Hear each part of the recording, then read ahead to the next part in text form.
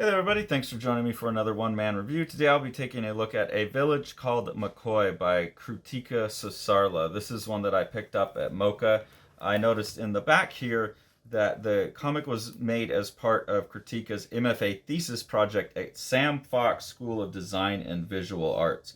I haven't heard of that school before, but given the fact that this came out of there and it looks so good and that they obviously encourage their student to publish something, put it out there, get it out there, selling it, the Sam Fox School of Design and Visual Arts is something I need to look into because that looks like it could be good for my own students. So that was cool. And then the book itself was just really, really nice. Like everything else that I picked up at Mocha so far that I've looked at, I really enjoyed it. There's a ton of strong comic work there.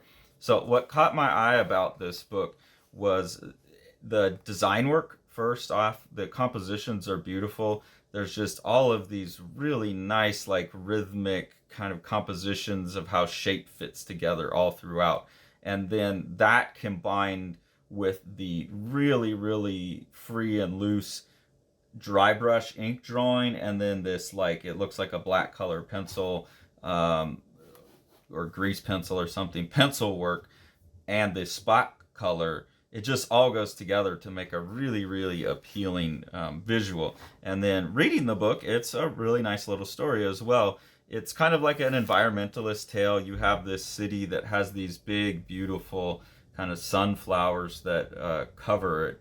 And then something happens and everything in the town starts getting sick. And one of the characters starts trying to figure that out. There's, beyond just the really playful, fun compositions and stuff, there's some fun with comics formalisms. So here you have people basically learning some symbols. They're speaking, this city here is just kind of speaking in these symbols, and they're confused about what to make of what has gone on.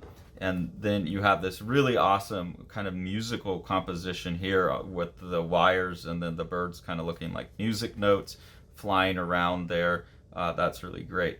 So anyways, they start trying to come up with a contingency plan, and they start trying to figure out what's going on.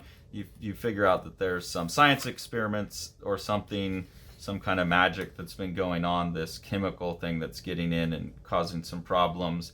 And I really like when that second color comes in against the kind of cool spot color. There's some really nice visuals with that. Here again, you see that kind of combination.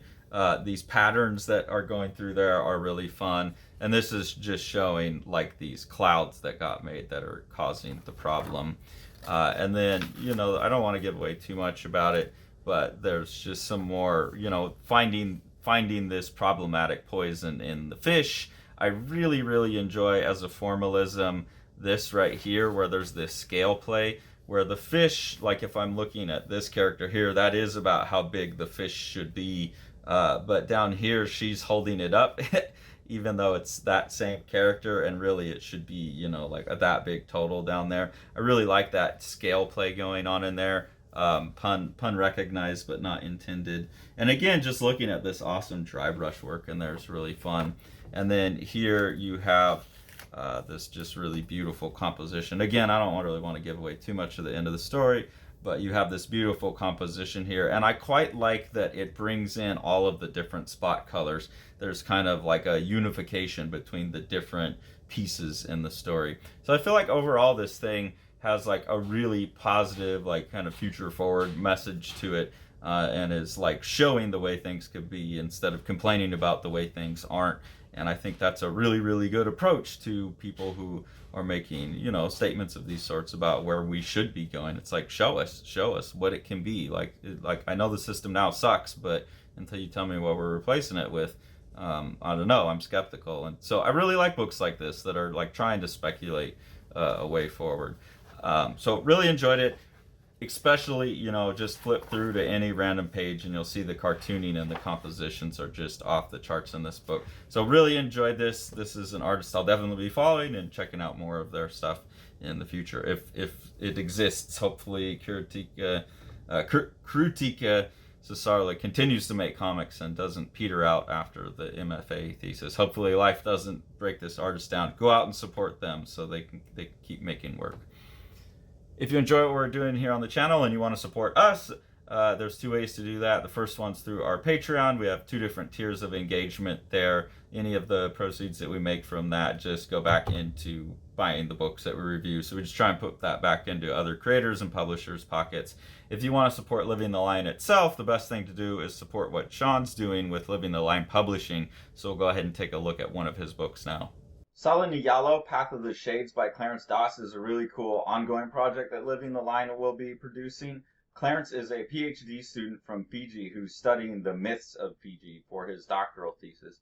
And part of that study project is that he's producing these comics. They're kind of like Hellboy, where there's these little short stories that capture all of these different mythologies. But then he's using that to wrap the project into his doctoral thesis and then provide educational material where people can come to these comics. You know, they don't have to read his PhD thesis. They can come to the comics and get a more consumable version of the mythology of Fiji. Thanks for following along. Take it away, Jack.